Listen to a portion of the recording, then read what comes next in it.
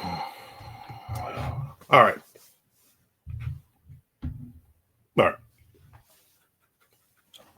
So this is going to be a quick video. I've been asked this question a few times about reviews.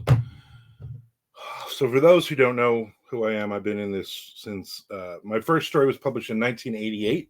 I was a senior in high school. Man, that's about 1,000 years ago. Just turned 56 a couple days ago, by the way. I know I look like I'm in my 20s, but I'm actually in my mid 50s, which is crazy. Anyway, several years ago, when I first started especially on Amazon, 2009, releasing books, I was very excited about reviews of my books, as everybody is. If you're an author, there's nothing more exciting than getting that first book review.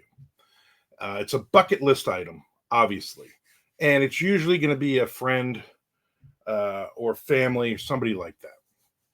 And it's going to be very, whatever. Oh, this is a great book. You should buy it. 5 stars, that kind of crap. Still exciting, though. I got to be honest. Still was very exciting. Oh, it's Mary. She's sneezing. But then that bucket list item, you get that first review from somebody who you have no idea who this is. It's just some random stranger, for some reason, picked up your book, bought your book, gives you a review. Perfect. All right. Now we're rolling in book reviews, right? Then you get that first 1-star review. So back in the day, you couldn't just leave a star review. You had to leave a review. So they would tell you how crappy your book was. They would tell you many things. I remember one of my books it was set in Miami, and the review said that this author has obviously never been to Miami. When literally I had gone down to Miami like 2-3 weekends in a row and researched the places that I was going to be using in the book. And I had been to Miami before that too. So not like I lived in Miami or anything, but I knew enough about the places and I talked to enough people. Bless you. Goodness. No, she's got a respiratory problem when we found her 3-4 years ago now. So she sneezes a lot. We got around this time of year. That's what we call her, Mary. Merry Christmas. Although my wife pronounces it more like Mary. I'm like, oh, you named your cat Mary. No, it's Mary. Anyway. So, you get those reviews. And then I found myself, as I put out more and more books, and I have over 200 releases to my name.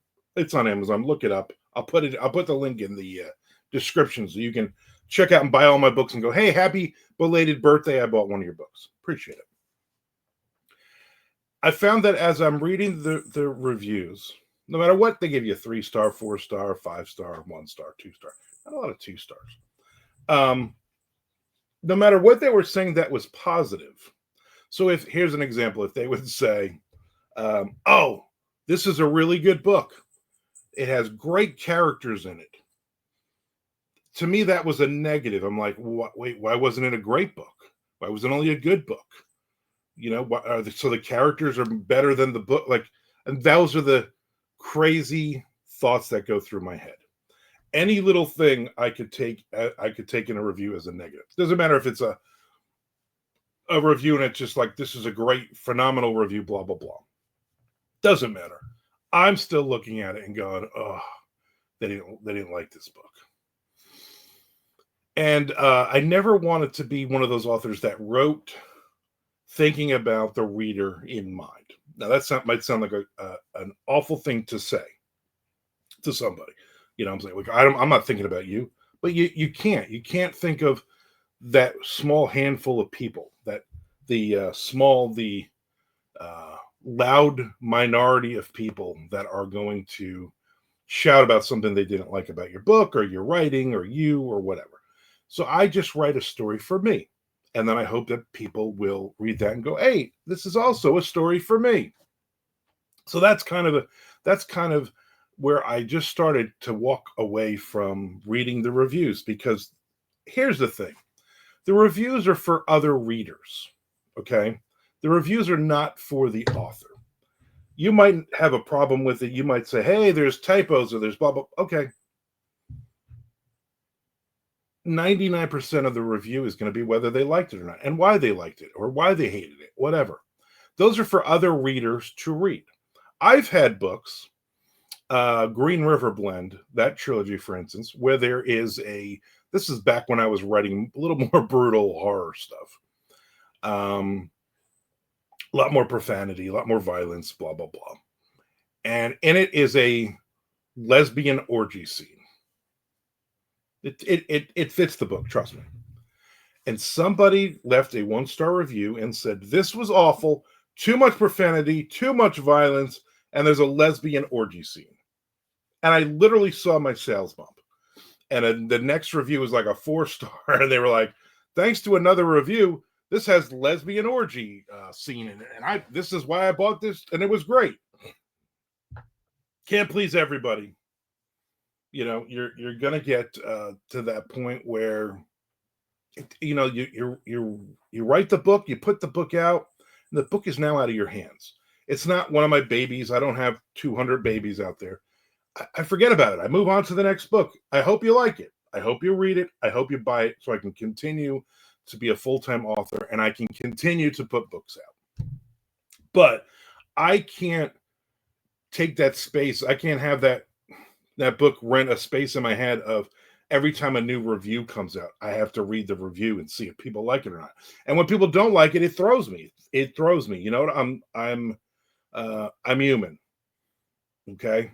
I'm human. I take things to heart. I look at stuff like that and I'm like, you know what? Somebody doesn't like me. And you know, this is all about ego. This is all about everything that goes along with that, good and bad, mostly bad.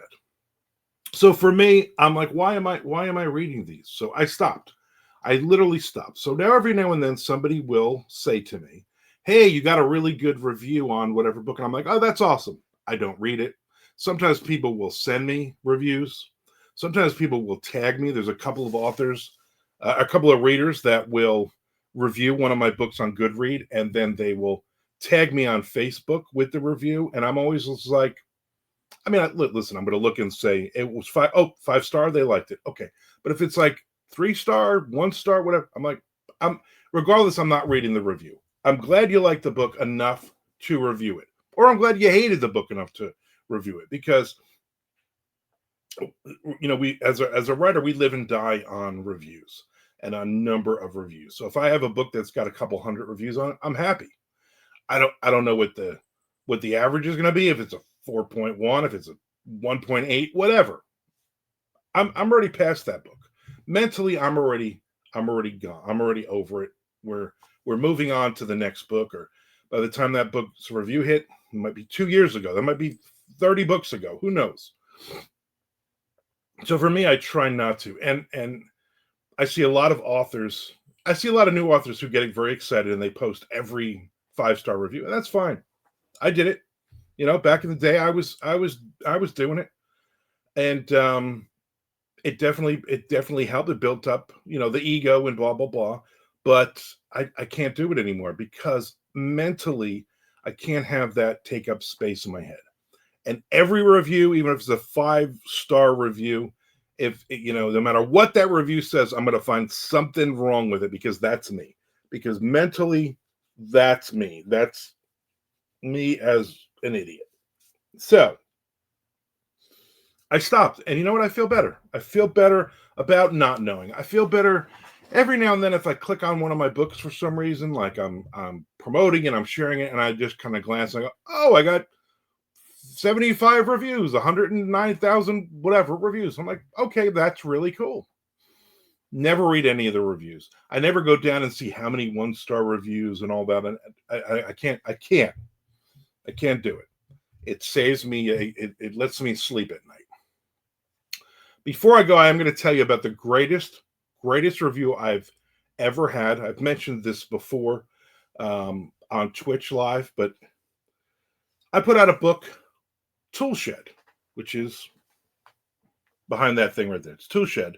It is a I put it out as a as an why can't I talk? As a novella release many years ago, 2012, I believe.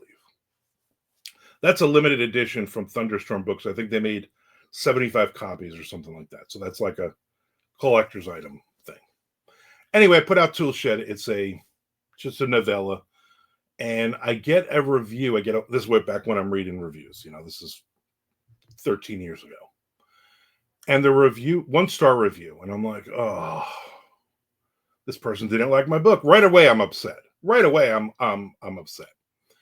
And I start reading, and the person left a review about an actual tool shed that they purchased from Sears and put together, and it was awful to put this thing together, and the directions were bad. Literally a tool shed, nothing to do with my book at all. And I guess they just went on Amazon not knowing how anything worked, and they just typed in tool shed, and my book came up, and they put a 1-star review on my book about how awful this actual tool shed was to build, and then it's going to fall apart, and on like this whole big giant thing. So I call Amazon, back when you could pick up the phone and call Amazon. And the guy laughed. He was like, "Oh my God, this is the funniest thing I've ever seen," right? I said, "Yeah, this is great." And I kicked myself because I should have copied it. I should have taken that review and copied it so I could share it in full here, because it was hysterical. So they immediately deleted the 1-star review off of Toolshed. And that's like one of those, that's a regret.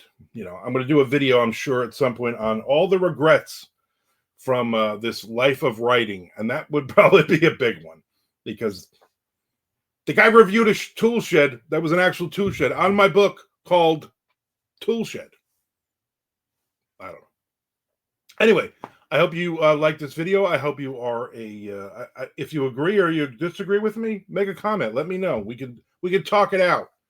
But I'm not reading any of my reviews. So now I'll read other people's reviews if I'm like, I want to see what this book's about.